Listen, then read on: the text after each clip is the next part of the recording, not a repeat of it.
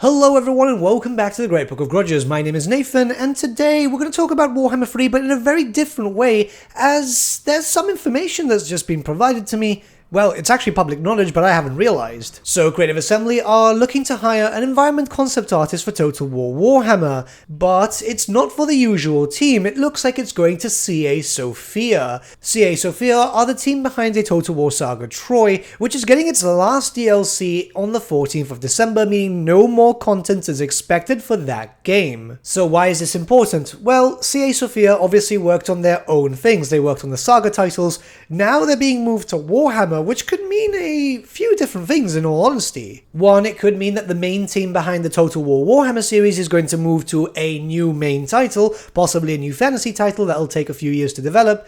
Two, they could be helping out to kind of churn out the DLC a little bit too, as we did have a few lulls between, well, you know, the world stopping for a while. But this is very exciting for a number of reasons, as this is what they need as essential skills. So what you can see here is they want people with knowledge on the Warhammer series, which, you know, fair enough, makes sense. But this is the big stuff. Okay, so excellent artistic skills with a solid understanding of architecture, rendering, color theory, lighting, perspective, composition, etc. Able to design and paint various types of buildings and environments, locations and props.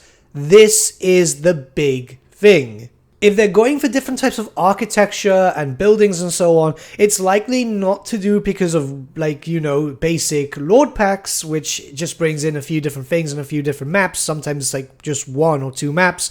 This could be because of race packs. As it stands, there are a few missing races in the Warhammer series that we don't have just yet. We've got the Chaos Dwarves, but I imagine that the Chaos Dwarves will be the first DLC, and since the game is going to be released on February, then I imagine that concept art and all that has already begun, or is probably way done, in regards to a Chaos Dwarf DLC when eventually the Mortal Empires, Immortal Empires map comes out. There is, of course, the Dogs of War too, but I assume that that would follow very similar architecture when it comes to the Empire and so on.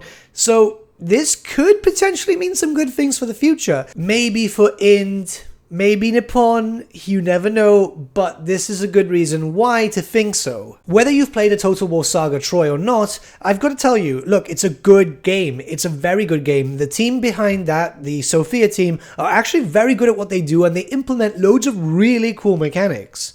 Yeah, the game, it's not that popular, but that's pretty much because of the epic thing. That's how I'm saying it. CA shot themselves in the foot there because I must say that it is a very, very good game. And they keep bringing in stuff which we know is going to end up in Warhammer 3. In fact, I just recently did a video on Memnon and how that could work really well for a Dogs of War stuff. So yeah, maybe they could be working on that too. My understanding, and I could be wrong here, is that the dev team behind Sofia is a little larger than the general DLC team, so this could be quite interesting. This could mean that more stuff is coming, they want to release stuff at a quicker pace, or it could literally mean that they're working on race packs, eventual map expansions and so on, because if you're looking towards architecture, if you're looking towards building styles and so on, you're not going to get different types of architecture if you, say for example, introduce a new dwarf or a new imperial. Yes, they're supposed to be different, the dwarfs not so much, but the imperials yes, but Creative Assembly have kind of gone with a baseline that everyone's a Sigmarite. Keep in mind that map expansions are not out of the question, especially when we've seen it happen in Warhammer 2,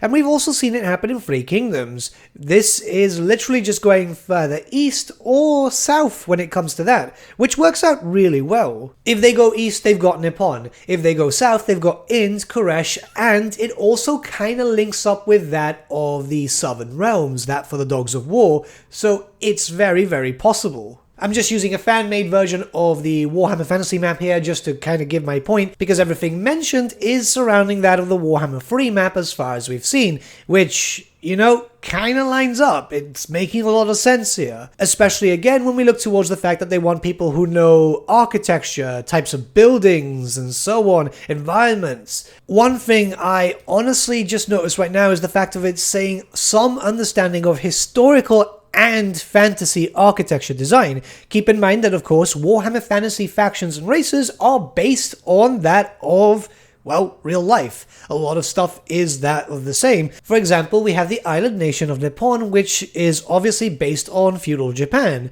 Now, that would bring in some Japanese architecture because it has to kind of mirror that of the real world. Warhammer Fantasy was always designed for that of a historical fantasy kind of meets each other type of thing. So we'd be expecting those building styles, the environments that you would normally be expecting to see in Japan and so on. Then we have to look towards Ind, which obviously is based on that of feudal India, kind of colonialist depending on the era. It very much depends, as the lore for Ind was really not fleshed out. Well, neither was for Nippon, but there were little tidbits of lore here and there which kind of made us think that. So we'd get some Indian style architecture, some fantasy elements from them too, because we've already seen that with Cathay where they're getting stuff from Chinese mythology and putting that in. And this could work out really, really well, especially implementing more variety, more different factions, more race packs, because race packs are just more fun for me than a Lord pack, in all honesty. Now, I'm just speculating here, and I could be wrong, but this sounds way too on point than something so different, you know? Especially with the whole environment and architecture design. It's very important that those things are there. If this means that we're going to get more race packs in the future, well, freaking great. Everyone will be happy about that. Everyone will be happy about more DLC. It's very strange for the Total War Warhammer series fans to say that they don't want any DLC. They want more. They want more races. They want more lords. They want more characters. They want more everything. If the Sofia team are just helping out the Warhammer team until they start working on a new saga, well, that works out too. We did have a few content droughts, unfortunately, but then again, that can't really be helped when everyone was forced to work from home and so on. But I'm feeling hopeful. I'm feeling kind of excited. Obviously, we won't know until the future, but I just wanted to put it out there because obviously you guys want news and so on. I only found out because this was sent over to me by Samurai Warrior, who is another content partner with Creative Assembly. He's part of the Clan Legio Italica, and we speculate often when it comes to these things because there have been hints everywhere, you know, and this is something interesting. But let me know your thoughts in the comments below and let's start a bit of a discussion. I'm rather curious to see what you guys think about this. But with that, my friends, we've come to the end of our video. Thank you so much for watching. If you did enjoy the video, might I suggest giving the video a like, or even subscribing to the channel, as it really does help us out.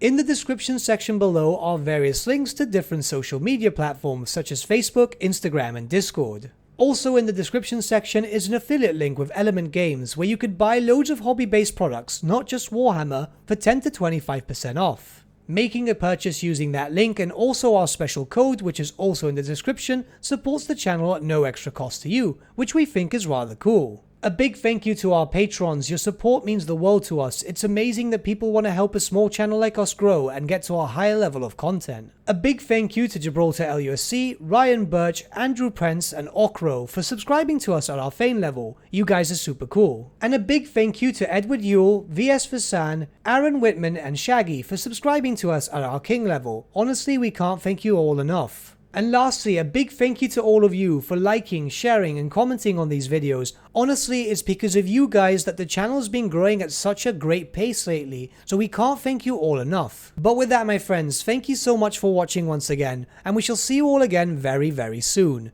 Have a good day.